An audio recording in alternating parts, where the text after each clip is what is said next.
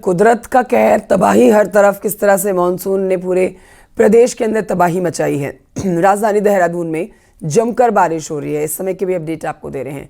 यहाँ पर रात से बरसात जो शुरू हुई है वो रुकने का नाम नहीं ले रही है। हल्की हल्की बारिश अभी भी हो रही है, कभी हल्की कभी तेज़ बारिश का सिलसिला लगातार जारी है। राजधानी के कुछ निचले इलाकों में पानी भरने की जानकारी भी मिल रही है। बारिश के बीच ही बच्चे स्कूल के लिए निकले हुए हैं, नौकरी के लिए लोग भी अब घर से निकल रहे हैं। मौसम विज्ञान केंद्र ने देहरादून के साथ ही प्रदेश के कई जिलों में बारिश का रेड अलर्ट जारी किया है।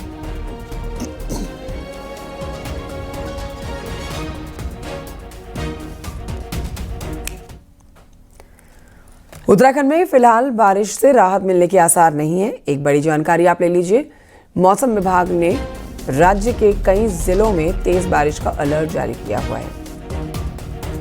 कुमाऊं और गढ़वाल के पहाड़ी इलाकों में तेज बारिश हो सकती है। इसके बाद सभी जिलों के डीएम को एडवाइजरी भेजी गई है। 21 और 22 तारीख में तो हम कुमाऊं जिले में ज़्यादा उम्मीद करें, उधर अधिकांश स्थानों पे बारिश होगी। और उसके बाद 23 तारीख से 25 तारीख के बीच में हम अधिकांश पूरे राज्य में ही अधिकांश स्थानों पर बारिश ज़्यादा उम्मीद कर रहे हैं। जबकि 26 तारीख को फिर थोड़ा सा इंटेंसिटी डिस्ट्रीब्यूशन थोड़ा सा कम हो जाए। भारती सकलानी हमारी सहयोगी फोन लाइन पर मौजूद है और जानकारी के साथ। भारती, मौसम का इस वक्त का अपडेट दें, क्योंकि मौसम विभाग कह चुका है कि आने वाले कुछ और दिन मौसम की मार से यूं ही परेशान होना होगा प्रदेशवासियों को, जल्दी राहत नहीं मिलेगी। तो क्या आज भी मौसम खराब है, कई जगहों पर तेज बारिश हो रही है? बिल्कुल कंचन, देर रात से बारिश का सिलसिला जारी है और अभी भी हल्की बारिश कई इलाकों में हो रही है। कई जगह पर तेज बारिश के इनपुट भी हमें मिल रहे हैं।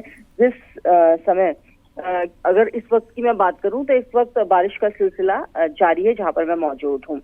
अगले 24 घंटे के लिए मौसम विज्ञान केंद्र की तरफ से अलर्ट दिया गया था कि प्रदेश के ज्यादातर हिस्सों में तेज बारिश देखने को मिल सकती है और ठीक वैसा ही देखने को भी मिल रहा है। देर रात से बारिश का जो सिलसिला शुरू हुआ था वो अभी तक जारी है और आज शाम तक के लिए ये अलर्ट दिया गया है कि कई इलाकों में तेज बारिश देखने को मिल सकती है। चमोली, उत्तरकाशी, रुद्रप्रयाग, इसके अलावा ऋषिकेश, मसूरी, ये वो इलाके हैं जहां पर तेज बारिश की संभावनाएं जताई गई हैं। देहरादून के भी कुछ इलाकों के लिए तेज बारिश का अलर्ट दिया गया है। ठीक है, शुक्रिया आपका जानकारी के लिए। तो तेज बारिश का अलर्ट और कई जगहों पर देखिए रेड अलर्ट है, मतलब भारी से भारी बारिश होगी। जितना हो उतना बाहर निकलने से बचें जब तक कोई बहुत महत्वपूर्ण कार्य ना हो। और आइए बढ़ते हैं आगे। आपको बताते हैं उत्तरकाशी के मातली में भारी बारिश के बाद गदेरा उफान पर आ गया। करीब 40 घरों में पानी घुसा, मलबा घुसा, लोगों का सारा सामान खराब हो गया। मूसलाधार बारिश के बाद हर तरफ पानी ही पानी दिखा। लोग कह रहे हैं कि लोग अपने आप को बचाने के लिए रात में ही सुरक्षित जगहों पर चले गए थे। धीरे धीरे चलना है, रुको है, चलो। अरे यार, क्या लाइफ है।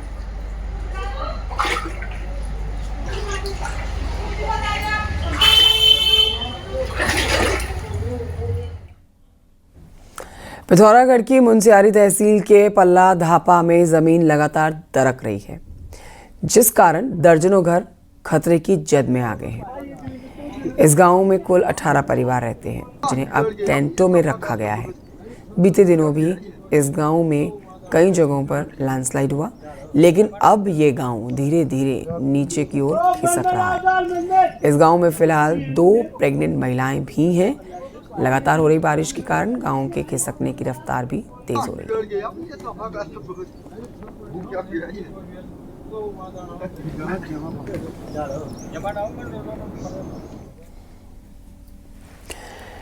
उत्तरकाशी में गंगोत्री हाईवे पर डबरानी के पास में 100 मीटर वॉश आउट सड़क, जी हाँ 100 मीटर सड़क वॉश आउट हो गई।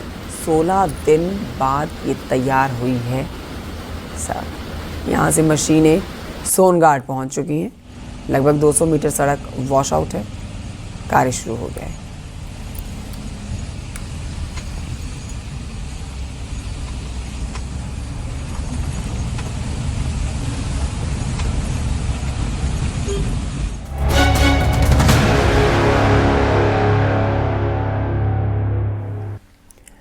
उत्तराखंड विधानसभा का गैरसैंण में चला सदन सिर्फ 2 ही दिन में खत्म हो गया।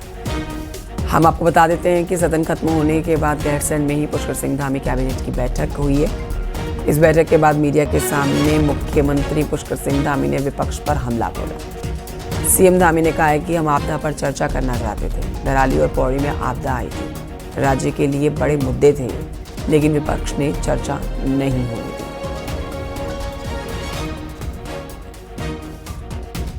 राज्य के अंदर अनेक स्थानों पर इस समय आपदा आई हुई है और सभी का कष्ट आप लोगों ने देखा भी। आज हमारे जो सत्ता पक्ष के विधायक हैं वो भी इस पर चर्चा करना चाहते थे और मुझे लगता है कि विपक्ष को लगता था कि अगर इस पर चर्चा होगी तो उनके पास कहने के लिए कुछ नहीं है।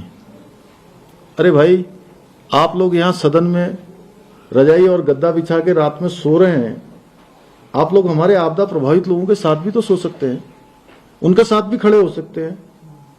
आपको किसने रोका था क्या? केवल अनावश्यक रूप से सस्ती लोकप्रियता लेने के लिए। सबने देखा, माइक तोड़ दिए गए, टेबल पलट दी गई, कागजों के जो हमारी जो एजेंडा सीट है या प्रश्नोत्तर की जो पूरी तालिका है वो आती, उसको उछाल उछाल के किया जा रहा है पूरे समय। ये मुझे लगता है कि ये विपक्ष ने जानबूझकर, क्योंकि उनके पास कोई मुद्दा नहीं है, मुद्दा विहीन विपक्ष है। गैरसैंण में विधानसभा का मॉनसून सेशन सिर्फ 160 मिनट के अंदर खत्म हो गया। सबसे हैरानी की बात यहां पर यह रही कि सिर्फ 2 घंटे 40 मिनट ही सदन चल पाया। कहने के लिए 2 दिन सत्र चल रहा है जरूर, मगर कामकाज हुआ ही नहीं है। विपक्ष अपनी मांगों को लेकर सदन के वेल में प्रदर्शन करता रहा, तो वहीं सत्ता पक्ष अनुपूरक बजट समेत 9 विधेयक पास करा ले गया। देखिए रिपोर्ट।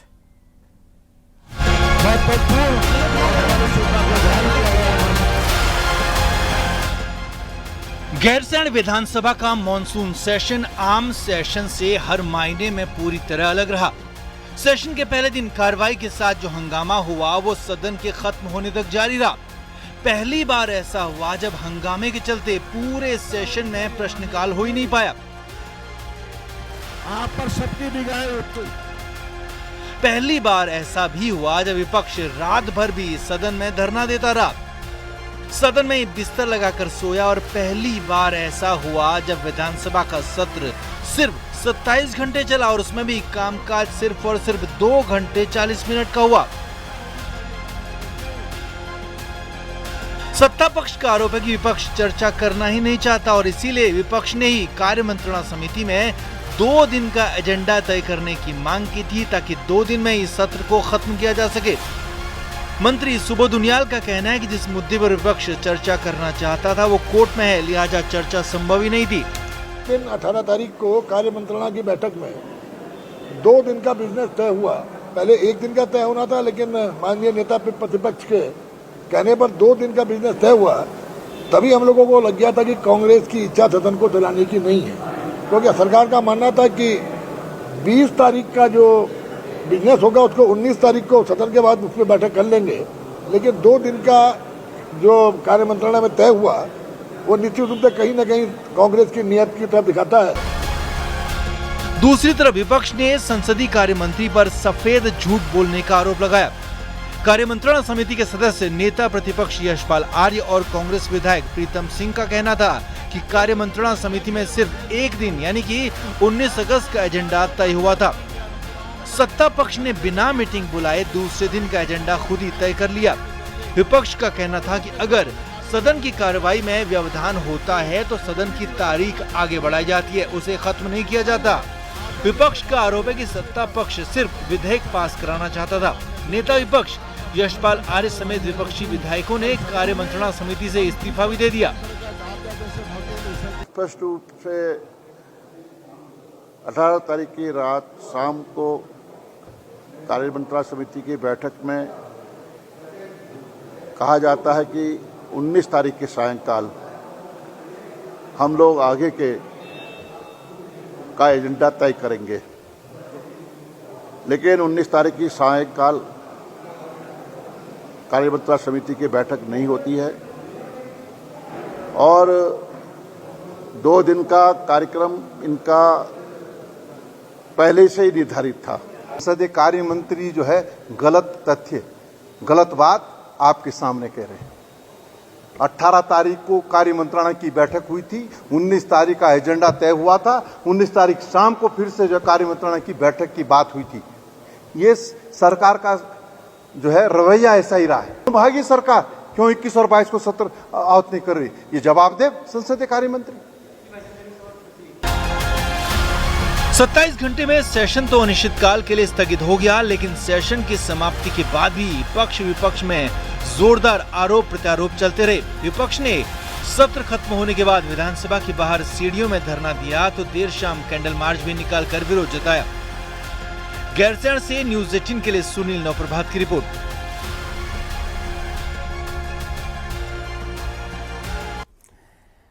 बहुप्रतिष्ठित टनकपुर से बागेश्वर के बीच रेल लाइन के फील्ड सर्वे का काम पूरा हो गया है और इसकी डिटेल प्रोजेक्ट रिपोर्ट यानी कि DPR तैयार कर ली गई है। मुख्यमंत्री धामी इसकी जानकारी देते हैं। सीएम धामी ने इसके लिए पीएम मोदी और रेल मंत्री अश्विनी वैष्णव का आभार जताया। सीएम धामी ने कहा है कि बॉर्डर इलाका होने के चलते टनकपुर बागेश्वर रेल लाइन सामरिक नजरिए से काफी महत्वपूर्ण है।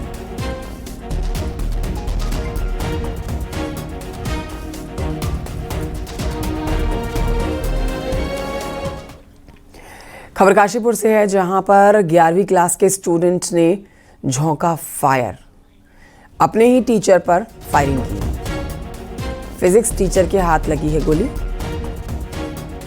आए दिन टीचर के मारने से स्टूडेंट नाराज था। लंच बॉक्स में तमंचा लेकर आया स्टूडेंट। काशीपुर के प्राइवेट स्कूल की यह घटना है।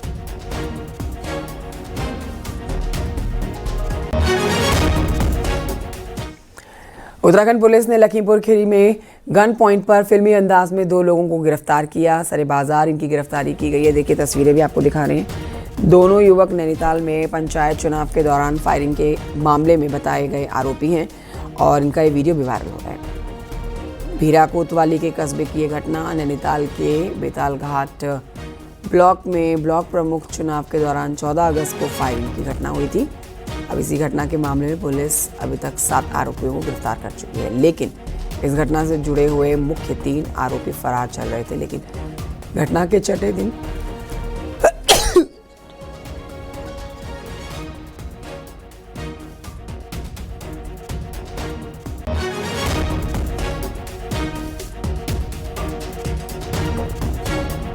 फिल्मी अंदाज में जो गिरफ्तारी हुई है, इस घटना का वीडियो सोशल मीडिया पर वायरल है।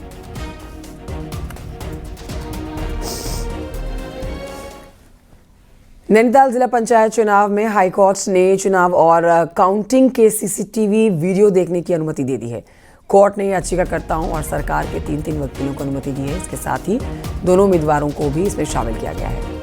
राज्य निर्वाचन आयोग के वकील संजय भट्ट को भी इस पैनल में शामिल किया गया है। डीएम ऑफिस में गुरुवार को सुबह 10:45 पर ये रिकॉर्डिंग दोनों पक्षों को दिखाई जाएगी।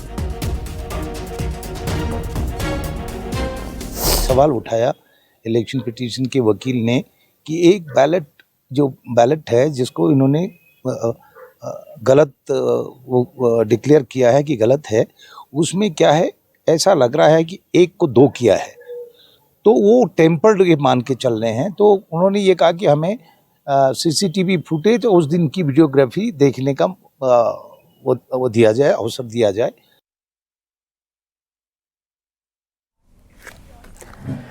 कॉबे टाइगर पाखरो रिजर्व केस में कांग्रेस के नेता हरक सिंह रावत ने क्लीन चिट मिलने का दावा किया है। हरक सिंह के मुताबिक चार्जशीट में उनका नाम नहीं है और वो बेदाग हैं, जिसके बाद अब हरक सिंह ने 2027 में कांग्रेस की वापसी का भी दावा कर दिया है, जिस पर सियासत गर्मा गई है। रिपोर्ट देखिए।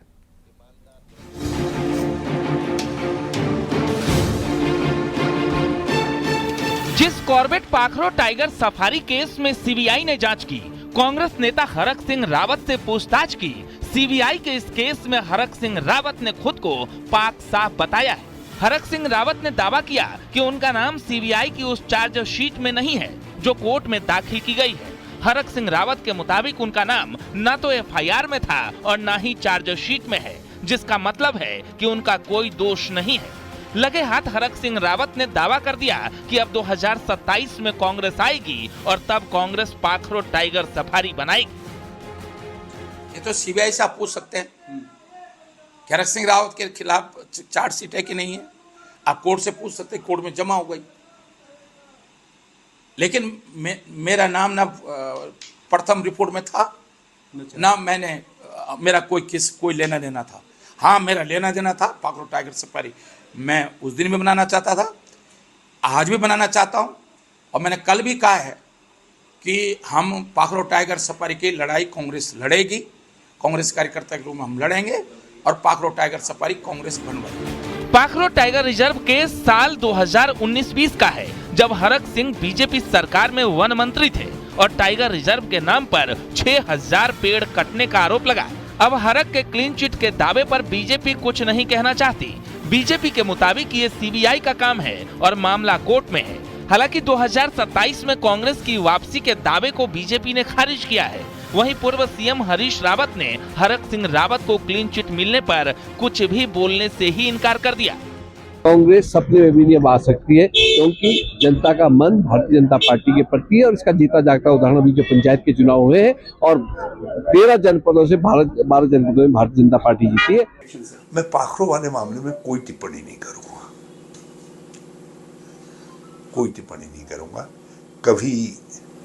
कभी राजनीति में पचाने की शक्ति पैदा करनी पड़ी। पाखरो टाइगर केस में सीबीआई की चार्जशीट में नाम न आने से हरक सिंह रावत खुश हैं, पर खास बात ये कि इस केस में उलझाने के लिए हरक सिंह रावत बीजेपी को नहीं बल्कि एक लॉबी को दोषी मानते हैं, जो गढ़वाल की तरफ से कॉर्बेट में एंट्री नहीं चाहती थी। वहीं क्लीन चिट के दावे के बाद हरक सिंह कांग्रेस के बाकी नेताओं के साथ पार्टी में कितना एडजस्ट कर पाएंगे, ये सवाल है। गैरसैंण से नितिन के साथ दीपांकर भट्ट, न्यूज़ 18 देहरादून। खबर खटीमा से है, जहां पर एक पोल्ट्री फार्म में सैकड़ों मुर्गियों की मौत हो गई। पोल्ट्री फार्म में करीब 2000 मुर्गियों की मौत की जानकारी मिल रही है। पंतनगर यूनिवर्सिटी के पोल्ट्री फार्म में 3000 मुर्गियों की मौत हुई है। दावा किया जा रहा है कि बर्ड फ्लू नहीं, इन्फेक्शन है मुर्गियों की मौत की वजह।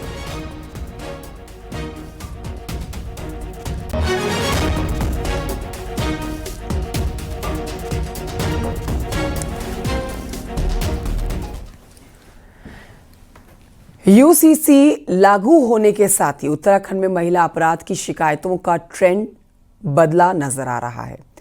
वन स्टॉप सेंटर में आने वाली सबसे ज्यादा 20 से 30 साल की महिलाएं हैं और यहां तक कि बॉयफ्रेंड की शिकायत लेकर इन सेंटर्स पर लड़कियां पहुंच रही हैं। रिपोर्ट देखिए।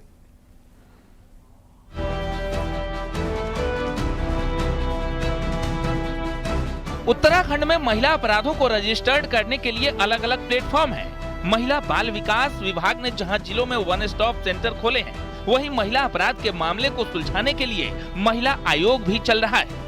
लेकिन इन सभी जगह पर आ रहे केस की डिटेल देखें तो अब तक घरेलू हिंसा के ही ज्यादा मामले आते थे, लेकिन जब से राज्य में यूसीसी लागू हुआ है तब से उत्तराखंड के वन स्टॉप सेंटर्स में शिकायतों का ट्रेंड पूरा ही बदल गया है। अब लड़कियां सोशल साइट से हुई फ्रेंडशिप, उसमें हुई ब्लैकमेलिंग जैसी शिकायतों को भी रजिस्टर करा रही हैं। कॉलेज और यूनिवर्सिटी में पढ़ने वाली लड़कियां इसमें ज्यादा हैं। अभी थोड़ा सी ट्रेंड ये बदला है कि बच्चे अपने राइट्स को लेकर अवेयर हुए हैं। उन्हें लगता है कि अगर उनके साथ कुछ दिक्कत है, परेशानी है, तो वो वन स्टॉप सेंटर तक वो बच्चे भी पहुंच रहे हैं, जिसमें कि मोस्टली कॉलेज गोइंग बच्चे जो हैं वो यहाँ पर पहुंच रहे हैं।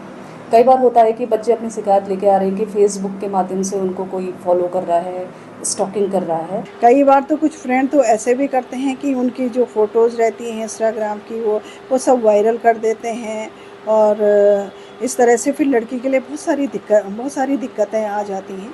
और इस तरह के केसेस हमारे पास पे आते हैं, हम सॉर्ट आउट करने की कोशिश करते हैं, हम पूछते भी हैं कितने टाइम से आपका फ्रेंड था क्या।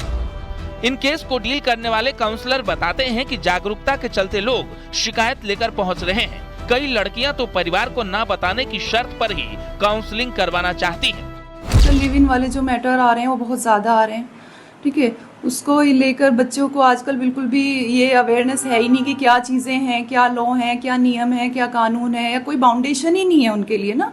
तो ये वाले मैटर हम बहुत ज़्यादा डील कर रहे हैं आजकल।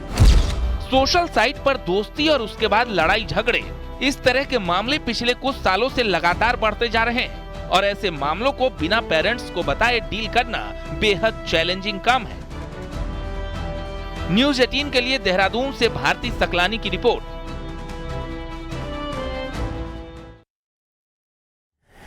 खबर पौड़ी से, जहां पर कलगड़ी पुल का रिकॉर्ड समय में पुनर्निर्माण हो गया और पुल को जनता के लिए खोल दिया गया। गढ़वाल सांसद अनिल बलूनी ने इस बात की जानकारी सोशल मीडिया पर पोस्ट के माध्यम से दी है। पौड़ी में पाबो ब्लॉक के कलगड़ी गांव में नेशनल हाईवे 121 पर पुल बना। बारिश में जो ये क्षतिग्रस्त हो गया, इसके बाद बहुत ही तेजी से इसका निर्माण किया गया। दोबारा निर्माण के लिए अनिल बलूनी ने केंद्रीय सड़क परिवहन मंत्री नितिन गडकरी से मुलाकात की और बलूनी ने सोशल मीडिया पर लिखा कि गडकरी जी के आदेश के बाद अधिकारी और इंजीनियरों के साथ श्रमवीरों ने युद्ध स्तर पर काम करते हुए रिकॉर्ड समय में पुल को तैयार कर लिया, जनता के लिए खोल दिया गया।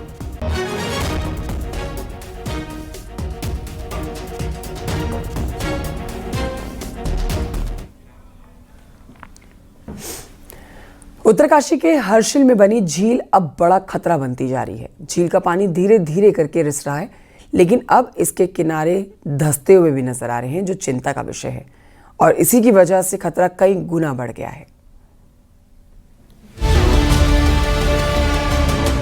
धराली आपदा के बाद हर्षिल में बनी ये झील अब पूरे हर्षिल क्षेत्र के लिए खतरे की घंटी बन चुकी है।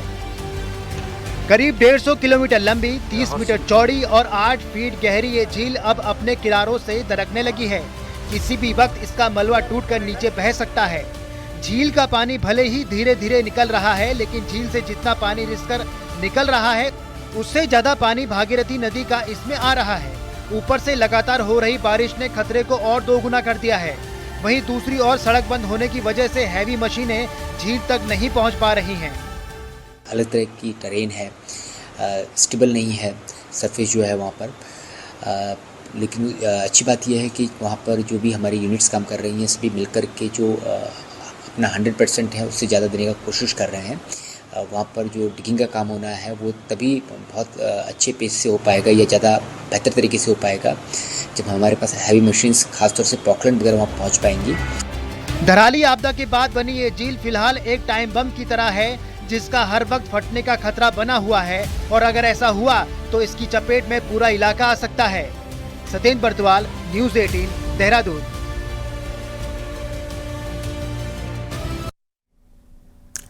हरिद्वार में कुंभ का काम शुरू हो सके, इसके लिए बरसात खत्म होने का इंतजार हो रहा है।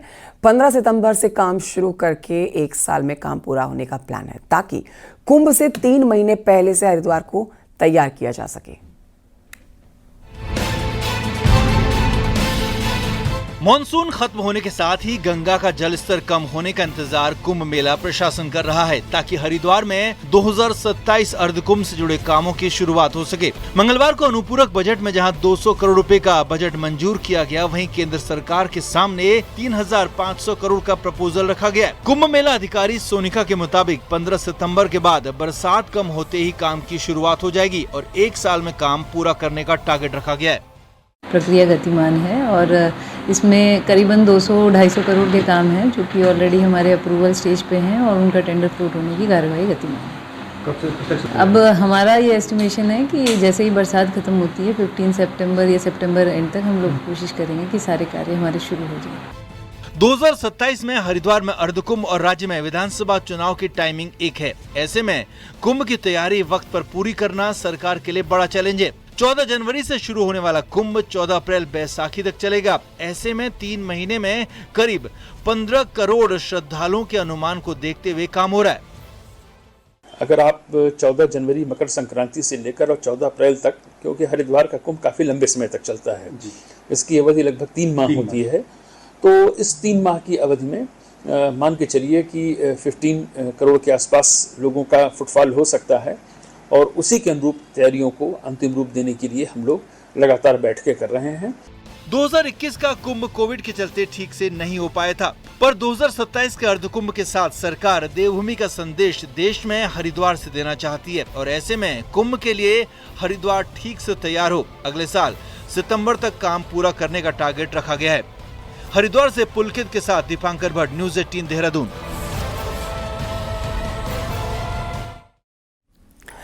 उधर गैरसैंण में सीएम धामी आज सुबह मॉर्निंग वॉक पर निकले, जहां सीएम धामी ने एक चाय की दुकान पर पहुंचकर बाकायदा रुककर वहां पर खुद चाय बनाई है, लोगों को चाय भी पिलाई है। इस दौरान सीएम धामी ने लोगों से बातचीत की, उनका हालचाल जाना।